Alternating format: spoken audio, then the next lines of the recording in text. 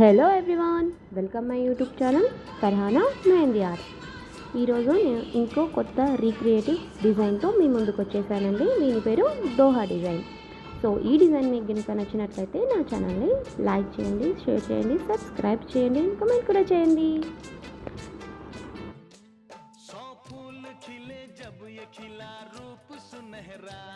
सौ चांद बने जब ये बना चांद सा चेहरा।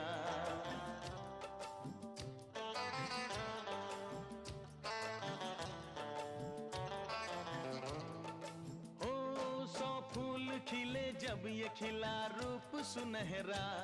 सौ चांद बने जब ये बना चांद सा चेहरा। इतना भी कोई प्यार की राहों में ना गुम हो, बस होश है इतना